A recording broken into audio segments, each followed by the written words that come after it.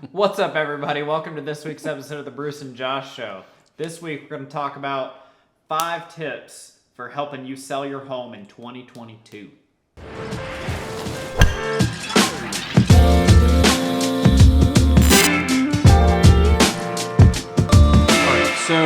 So tip number 1 is, what do you actually need to do?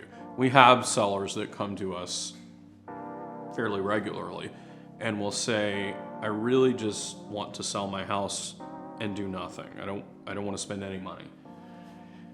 And there are certain things that you just really have to do unless you want to reduce the value of your home to the point that it would make 0 sense for you to just sell it the way it is.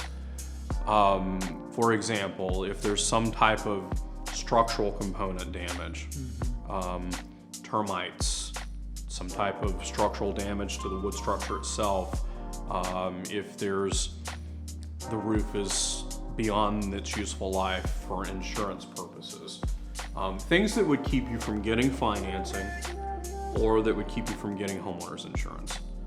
If you don't make improvements to those 2 items in order for the buyer to obtain financing or homeowners insurance, you're going to end up with an as-is sale that can't be sold to anyone that needs a mortgage. So you're going to be left with cash people, maybe conventional mortgage that will forgive some of those items. But the problem even with conventional is you have to get insurance. So you're going to be left with people that are mainly investors with cash that can, maybe take a higher rate insurance policy for a couple of months while they fix the house. And those people are going to want to discount the value to the point that you just would not be anywhere near thinking correctly if you said, I want to sell it as is, and instead of fixing a few $1,000 item, took $100,000 less for your house. So there are just some things that you just really need to do in order to obtain market value for your home. Again, those are things that would be, a requirement for mortgage or insurance, not cosmetic. That has nothing to do with the paint on your walls or the flooring or anything cosmetic, just simply the major systems in the home. Yeah. Speaking of the paint on your walls and your flooring and cosmetic items, if there's a few things that you can do that will definitely help you on a sale to get you X plus Y, and really just, you're gonna net more than what it takes, to put into these items. So, flooring, if your flooring's outdated, paint, we always suggest a nice, fresh, neutral paint job. Just small cosmetic items, things like pulls, door handles, items that aren't going to cost a lot to do up front, but they're going to net you more than what you pay to have done in the long run. And other things, such as things that are free, if you'll just get your feet off the couch and stop watching Perry Mason long enough to do it. So grab some boxes, go ahead and pack up all of the extra stuff that your hoarding self loves to have. Pack up all of your personalized belongings, pack up all the knickknacks that are on shelves. Give your house a good, solid cleaning. Make sure it's spotless. It's got to look like a hotel when buyers are going to walk through. And then when you finish cleaning, I can't emphasize this enough. Clean again. Clean again. But when you finish cleaning again, clean again. You cannot clean enough. We had one of our past stagers always said this: clean, clean, clean, clean, clean, and then when you finish doing that, clean again. Because cleaning's basically free. And let me tell you something: nobody likes anybody else's dirt on anything. Oh, for sure. That's why new homes and new cars are so popular. Clean places you wouldn't even think about. Yeah. Clean on top of lights, get the cobwebs out of corners, clean the air vents, clean anything and everything. And then when you're done doing all that, clean again. That's all I'm going to say. So when you've cleaned that final 8th time, then maybe we'll let you off the hook on that. Yeah, and then at that point, you're going to make sure all of the light bulbs work in your house. and then you're going to go back and clean again once you've installed the light bulbs in case anything got dusty at that point. So I just can't emphasize that enough, and that's free other than just a little bit of cleaning product. So what beyond that? So you've done the things that have to get done in order to obtain insurance and a mortgage. You've done some cosmetic things that if it cost you $10,000 to do it, you're going to make $25,000 back, which most people would agree that's worth doing. So now your house is ready to go, but it's in disarray because you like a lot of crap like most people do. And so it's true. If you came into my house, I got crap everywhere. If you could see around all this stuff around the cameras, you'd see I got all my crap. And so nobody likes literal poo-poo. Nobody likes my crap. They like their own crap. They're gonna bring their own crap in through the front door when they move in. So I need to pack away my crap so that they see room for their crap. Have I said that enough? So there might be a lot of bleeps there. I don't know, depending on where this video goes. Listen, but it's you true. don't like the smell of your own. It's of other true. people's crap. You like the smell of your own crap. It's very true. And if you have a very specific hobby, and I'm going to go here for just one moment. I'm not going to say one side or the other, but I'm going to go here. If your hobby is very religious specific or politically specific, then you need to get rid of that hobby for long enough to sell your home. Because you don't want to only limit selling your home to those people that have your same hobby. And I'm just going to say it that way, and that's all I'm going to say. Because the money spends the same way either way. So if somebody with an opposite hobby of yours walks in the door with extra cash, I'm sure you want to sell it to them. So you're putting your home out there, it's getting ready to sell, you're really gonna have to start networking it now. Like, you can't just rely on sticking out there and just Zillow, because that's not how it works in this market right now. There's professional photography that's got to get lined up. There's videography that's got to get lined up. There's a 3D tour that everybody needs now because, buyers are out and about and, they come in from different states and they don't even have time to come and physically be in the home. So you need that set up. You've got to disseminate it to all these different websites. So you got to get that set up. So another thing I would add on to that is that, well, first off, when he's mentioned, professional video and floor plans and walk through virtual tours and photography and all of this, first off, you're $1,500+ into what you would pay for us to just handle this for you. And we haven't even mentioned the cost of our stager we're going to help you with.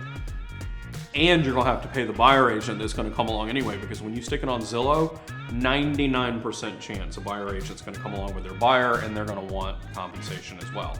So all you're saving is a portion of the seller side to have to deal with it all yourself. However, where I'm going to go with this is, if you're going to do it on your own, you need to be out there networking, not just sticking in an MLS and on Zillow.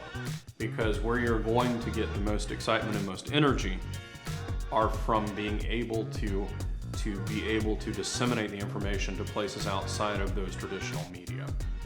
So just sticking it in the MLS is not enough. You'll sell it, you will sell it, but you will not sell it for the top dollar that you need to sell there, that you want to sell it for, unless you have deliberate channels of disseminating your property out to the people that are actually going to get excited about it and want to come look at it and compete with each other and pay you the most money for your property.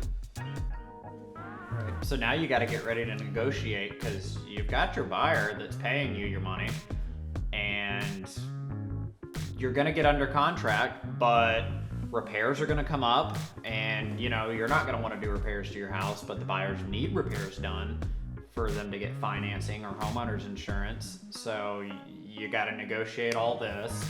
If a problem comes up with their financing or anything like that, you got to figure out how to negotiate through that. Appraisals, which are you- problematic in this market because of rising prices. Yeah, if an appraisal comes back bad, you have to figure out how to negotiate, are you going to take less for the house? Do they have cash to come up? And, you're talking directly with the buyer who's not wanting to pay over an appraisal value. So you got to figure out how to negotiate that. Bottom line, you have an opposing agenda.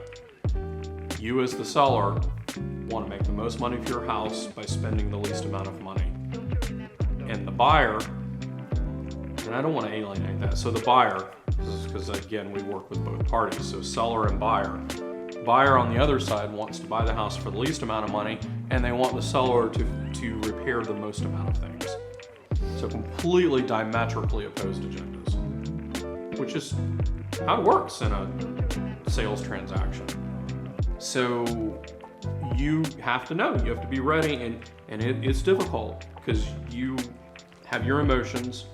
Your child grew up in that house, your dog grew up in that house, you have, the height charts of your children, and you see your dog and all the things it did in the house, and you have all the memories in the house, and this person's now telling you that these things are wrong with your house. And that's hard as a human being to not be offended by that. So that's why third-party real estate has always worked, because we take the emotion out of that. Whereas you're emotional and you want the complete opposite of what your buyer wants, we're able to come in and take the emotions out and negotiate between the parties. And I know that leads us into our final topic, which is hire a professional.